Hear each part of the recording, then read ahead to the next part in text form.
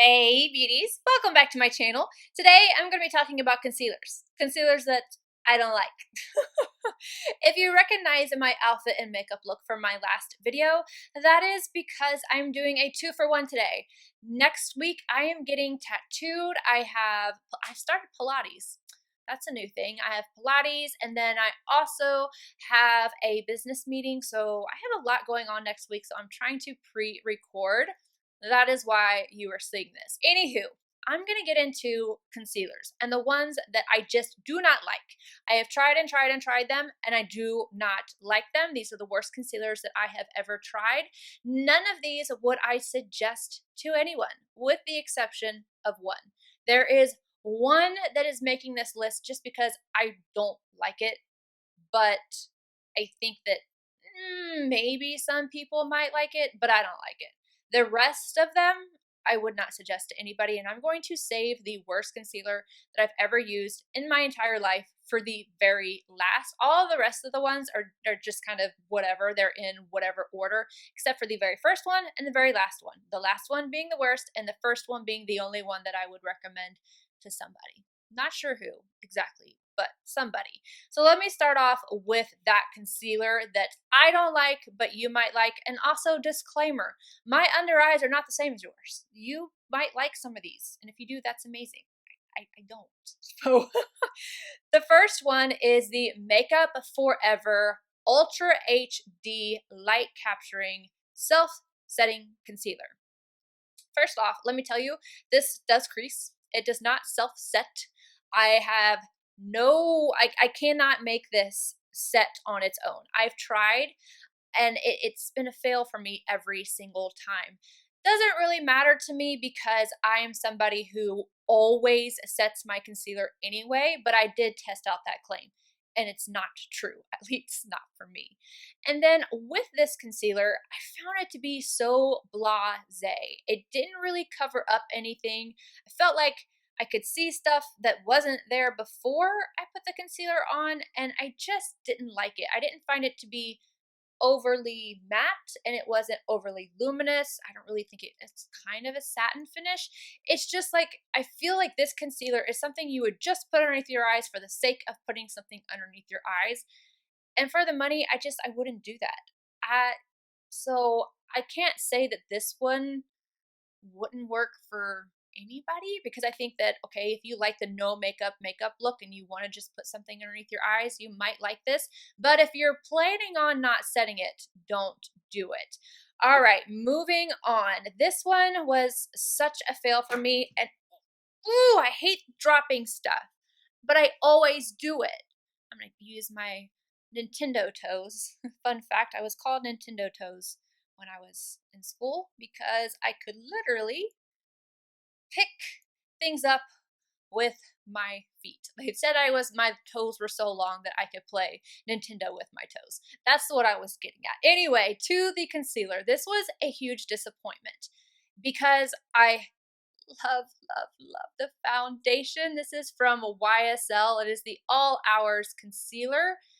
Foundation on me is so beautiful. I love the way it looks. I love how long it lasts. I just love that foundation, so much so that I have it, I think, in 4 different shades so that I can have it all year long and have my color. The concealer, on the other hand, no. This isn't really a dry concealer. I don't know how it happens, but it ends up going very dry underneath the eyes. I didn't show you the applicator on the Makeup Forever. Let me show you that one. This one has like that flat style applicator, and then this one has like that teeny little doe foot. No problem, like it, but it's very thin. However, it makes my under eyes look so dry and crepey. It like shrinks up my under eyes, and it does it immediately. It's not something that, oh, throughout the day it gets worse, but I don't like this instantly. I think I tried it 1 or 2 times and I was like, maybe it's going to work.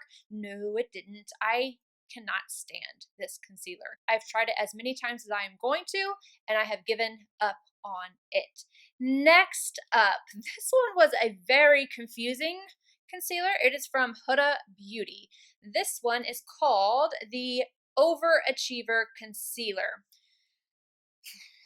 Okay. So there's pros and cons to this. I like the tip on this. I like the cooling sensation. I know it's kind of gimmicky because unless you really go back and forth with it, it's not going to do anything for circulation or depuffing, but I do like the way it feels. This one, I remember trying it several times. And I tried it again more after I even did my review. This wears all day long. And at the beginning of the application, it has a lot of coverage. It's very smooth, and I really thought I was going to get along quite nicely with this. Even though it's a matte concealer, I thought that it was going to do really well because initially it looks very smooth. It covers everything, looked wonderful. Then I started noticing that my pores were looking worse and worse and worse. Sometimes if I don't like a matte concealer, I will say, it'll be good for you that have really oily skin.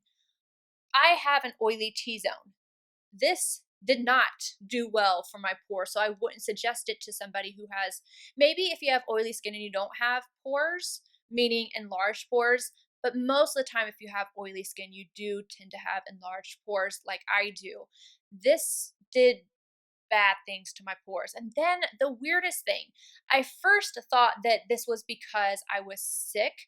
I got these trough marks. So it got dark, and then I literally had like a trough right here where it was like indented looking almost. But there was no actual texture difference, meaning I didn't have an actual, like, it wasn't sunken in or anything like that. It was just, it looked like a line right here of darkness. I thought it was because I was sick. It's not. I've tried this several times after, and it still does that. Not every single time. It's kind of random, but it does it more than 50% of the time. I would say 75% of the time I end up with this weird trough thing, and I can't figure out what it is, but I don't get along with this concealer. And because of how inconsistent it is, and because of the pores and everything else, I just wouldn't suggest it. I think that this might do well for somebody that has normal skin and you just want a whole lot of coverage, but that trough thing, I don't know, I would not feel comfortable really suggesting that one to anybody. But I have to admit the coverage and everything was great, and it did last on my skin all day long. And if it had looked like it did initially throughout the rest of the day, I would have really liked it, but unfortunately I don't. All right, moving on to one that I have been trying out recently, and I feel so much better about this after doing my video. I used this in a Get Ready With Me. I used it before the Get Ready With Me, and then I've used it several times after. Actually, yesterday's video, not the one that you guys saw with the same outfit, but the one with the Sonia G Sky set. I had put this concealer on, and I was like, am I just having a bad under eye day? I wiped everything off of my face, started back over. I went in with my Giorgio Armani, and I had zero issues. So I was like, okay, no, it's not that I'm having a bad under eye day or my under eyes are dry or anything like that. It's this concealer. And it's this Shiseido Synchro Skin Self-Refreshing Concealer. Again, it's another case of absolutely adoring the foundation. The foundation is perfection. Love it so much. But the concealer, the color is horrendous. It goes so yellow, but I'm scared to go down a shade, which I won't because I don't like the concealer. But I wouldn't want to go down a shade because then I don't like to have too much of a brightening effect underneath my eye. This is supposed to be a light medium skin tone, neutral undertone. It's not neutral, it's very yellow, and I hate the doe foot on this. The doe foot is kind of like, this is teeny tiny. It's kind of weird to hold. I don't like the size of it. It's just strange. But the doe foot is kind of like an hourglass and has this weird ball at the top. The Cover FX one has a ball at the top of it, but it's a larger ball, and I don't love that applicator, but I like it more than this. This is just aggravating to me. I cannot get this to work. It makes my under eyes look so dry and so crepey. It emphasizes lines. It does everything bad that, like, things you don't want to see on your under eyes is what happens with this concealer. And I had so many comments, oh, that happened to me too, or it happened to this other YouTuber. So I guess I only saw the good reviews, and I got this thinking it was going to be amazing, especially because of the foundation. And I'm telling you right now, this is going to be in my fails for the month because I cannot stand it. I cannot get it to work. It doesn't look good. If you want to know what this looks like on its best day, go check out my Get Ready With Me, the last one I did. I zoomed in.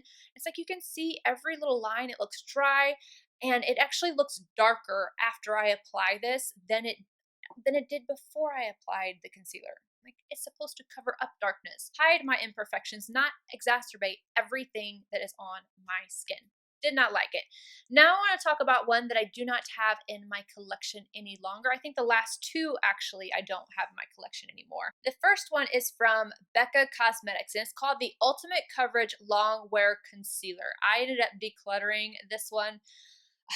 This was a disappointment because I remember getting this, swatching it on my hand, and thinking, wow, the texture of this is so beautiful. I thought it was going to be the next thing. I thought it was going to be my new favorite concealer just based off the texture on my hand. Even putting it on, that creamy texture just felt so nice. And I remember blending it out and thinking to myself, okay, this looks not as good as it did on my hand.